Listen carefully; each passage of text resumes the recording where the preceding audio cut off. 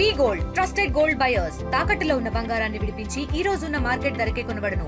మరిన్ని వివరాలకు సంప్రదించండి 7771077720. కుకట్పల్లి చిన్నారి సహస్ర కేసులో ప్రస్తుతం విచారణ కొనసాగుతుంది. ప్రస్తుతం చిన్నారి సహస్ర ఇంటి దగ్గర ఉన్నాను.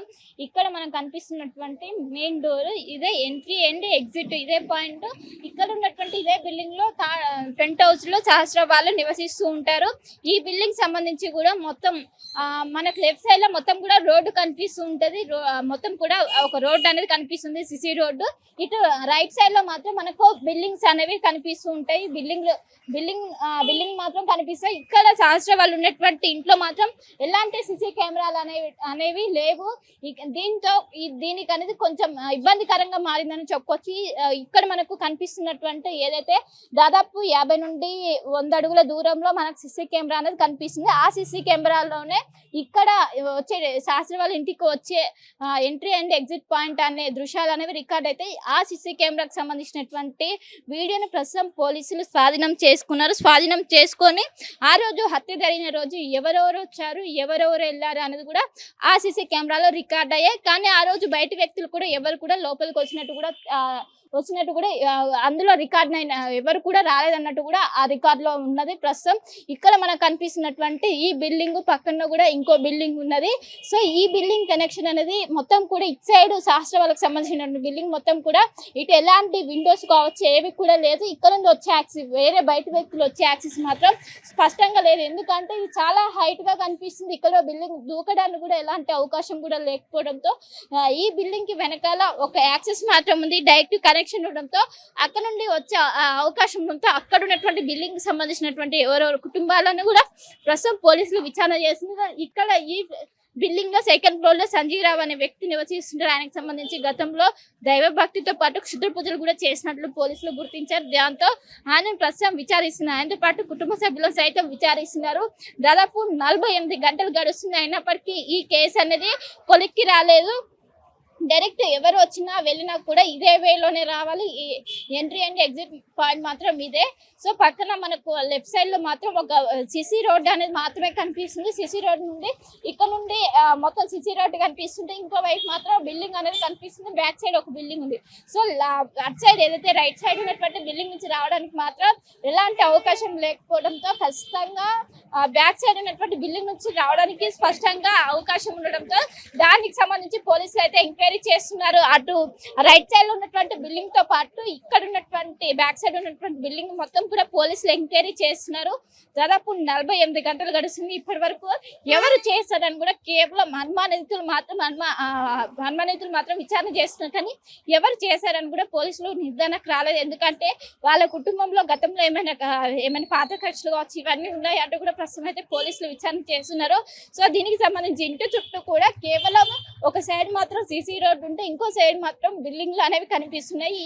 అక్కడ ఉన్నటువంటి దాదాపు 50 నుండి 100 అడుగుల దూరంలో మనకు సిసి కెమెరాలు అనేది కనిపిస్తుంది. సో అందులోనే ఇక్కడ సహస్ర వాళ్ళ ఇంటికి వచ్చేటువంటి ఎవరైనా వచ్చినా పైన కూడా అందులోనే రికార్డ్ అవుతాయి. ఇక్కడ సిసి కెమెరా లేకపోవడం వల్ల చాలా మైనస్ గా మారిందని చెప్పుకోవచ్చు. సో మొత్తం మీద 48 గంటలు గడుస్తుంది. ఇప్పటి వరకు ఈ కేసులో పురోగతి మాత్రం లభించలేదు.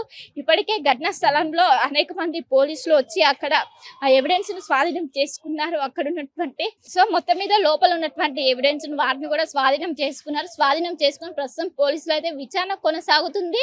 ఇక్కడ చుట్టూన్నటువంటి అంటే దాదాపు 2 నుంచి 3 బిల్డింగ్ సహస్ర ఇంటి చుట్టూన్నటువంటి రెండు బిల్డింగ్స్ కూడా ప్రస్తుతం పోలీసులు అక్కడ ఉన్నటువంటి బిల్డింగ్ లోపల ఉన్నటువంటి కుటుంబాలను కూడా విచారణ కొనసాగుతున్నారు. చుట్టూ కూడా ఒకవైపు సిసి రోడ్ ఉంటాయి, ఇంకోవైపు బిల్డింగ్ ఉంది, బ్యాక్ సైడ్ కూడా బిల్డింగ్ ఉంది. సో ఆ 2 బిల్డింగ్ కూడా ప్రస్తుతం పోలీసులు విచారణ కొనసాగిస్తున్నారు. అందులో నుంచి వచ్చే అవకాశం ఉంటే అందులో నుంచి వాళ్ళు డైరెక్ట్ వస్తే సిసి కెమెరాలో రికార్డ్ అయ్యే అవకాశం లేదు. సో దీని వల్ల వాళ్ళు ఖచ్చితంగా అల్ల నుంచి కూడా వచ్చే అవకాశంతో అక్కడ నుండి కూడా వస్తారంటూ కూడా ప్రస్తుతం అయితే పోలీసులు అయితే విచారణ జరుగుతుంది. సో ఇప్పటికీ 48 గంటలు గడుస్తుంది. ఇప్పటి వరకు రాకపోవడంతో ఇక్కడ ఉన్నటువంటి స్థానికులు పెద్ద ఎత్తున ఆందోళన వ్యక్తం చేస్తున్నారు. దాదాపు అత్యంత దారుణంగా హత్య చేసినప్పటికీ ఇంకా పోలీసులు దీనికి సంబంధించి పురోగతి ఎందుకు రాలేదంటూ కూడా పెద్ద ఎత్తున ప్రశ్నిస్తున్నారు. చిన్నారి సహస్ర కేసులో ప్రస్తుతం విచారణ కొనసాగుతుంది. కుకట్పల్లిలోని చిన్నారి సహస్ర నివసిస్తున్నటువంటి నివాసం దగ్గర ఉన్న ఇదే నివాసంలోని పెంట్ హౌస్ లో చిన్నారి సహస్ర కుటుంబం వాళ్ళు నివసిస్తున్న దాదాపు 2 ఏళ్ల నుండి ఇక్కడే వాళ్ళు జీవనం కొనసాగిస్తున్నట్లు కూడా తెలుస్తుంది.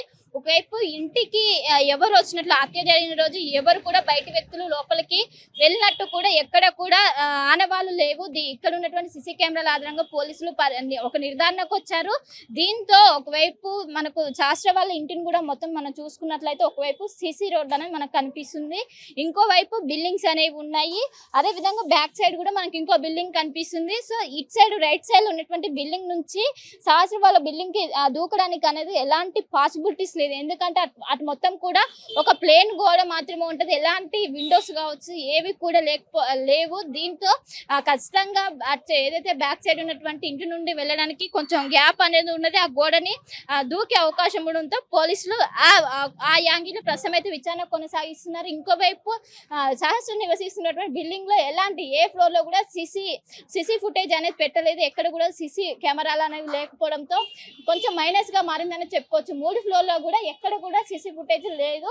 అయితే ఇక్కడ దాదాపు 50 నుండి 100 అడుగుల దూరంలో మనకు కనిపిస్తున్నటువంటి సిసి కెమెరాలు ఏదైతే ఉందో ఈ సిసి కెమెరాలోనే ఇటు శాస్త్ర వాళ్ళ ఇంటికి వచ్చేవాళ్ళు కావచ్చు పోయే వాళ్ళు కావచ్చు ఆ దృశ్యాలను కూడా రికార్డ్ అవుతాయి. సో ఇక్కడ ఉన్నటువంటి సిసి కెమెరాను పోలీసులు స్వాధీనం చేసుకుని ఆ సిసి కెమెరా అనేది చాలా కీలకంగా మారింది.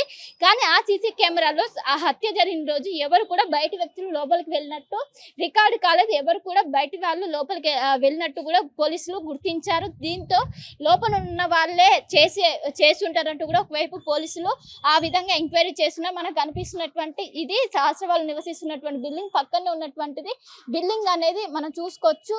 ఎక్కడ చాలా గ్యాప్ కనిపిస్తుంది, దూకడానికి కూడా అవకాశం కనిపించలేదు. ఎందుకంటే మొత్తం కూడా ప్లెయిన్ బిల్డింగ్ కనిపించడంతో ఎక్కడ కూడా మనకు విండోస్ అనేవి కూడా ఎక్కువగా పెద్దగా కూడా లేవు, చాలా చిన్నగా ఉండడంతో దూకడానికి పెద్ద పాసిబిలిటీస్ అయితే లేవు. కానీ బ్యాక్ సైడ్ ఉన్నటువంటి బిల్డింగ్ మాత్రం పాసిబిలిటీస్ ఉన్నాయి. డైరెక్ట్ శాస్త్ర వాళ్ళు ఉంటున్నటువంటి పెంట్ హౌస్ లోకి కనెక్షన్ ఉంది. డైరెక్ట్ వాళ్ళు పెంట్ హౌస్ లోకి డైరెక్ట్ వచ్చినా కూడా కింద ఉన్నటువంటి ఎవరు కూడా తెలియదు, ఎందుకంటే వాళ్ళు రావచ్చు వెళ్ళొచ్చు. ఎందుకంటే ఆ గోడ దాదాపు 2 నుండి 3 ఫీట్ల మేర మాత్రం ఉండడంతో దూకడానికి కావచ్చు వెళ్ళడానికి కావచ్చు చాలా ఈజీగా ఉంటుంది అంటూ కూడా ఒకవైపు దీంతో పోలీసులు అక్కడ ఉన్నటువంటి ఆ బిల్డింగ్ లోపల ఉన్నటువంటి ఓనర్స్ తో పాటు కుటుంబ సభ్యులు ప్రస్తుతం విచారణ చేస్తున్నారు. ఎందుకంటే ఆ రోజు ఎవరైనా వచ్చారా ఆ బిల్డింగ్ లోపలికి, ఎవరైనా బయట వ్యక్తులు ఎవరైనా వచ్చారంటూ కూడా ప్రస్తుతం అయితే పోలీసులు విచారణ వ్యక్తం చేస్తున్నారు. ఇది మెయిన్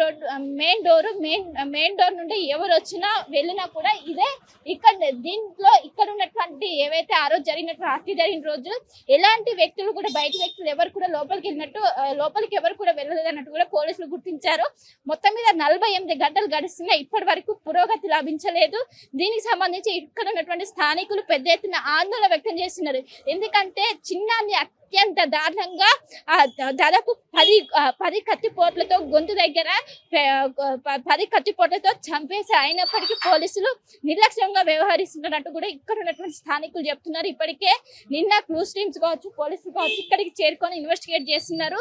మొత్తం మీద ఒక మిస్టరీగానే కొనసాగుతుందని చెప్పొచ్చు. దాదాపు 2 రోజులు అవుతుంది. 2 రోజుల నుంచి చిన్నారి శాస్త్ర కేసు అనేది మిస్టరీగానే కొనసాగుతున్న పరిస్థితి మనకు ఓవరాల్ గా కనిపిస్తుంది. కోటితో కలిసి శిల్ప అటువే హైదరాబాద్. తెలుగులో ఫాస్టెస్ట్ న్యూస్ ఇప్పుడు కొత్త అవతారంలో 5 సెకండ్లోనే పూర్తి వార్తా సమాచారం మీ చేతిలో.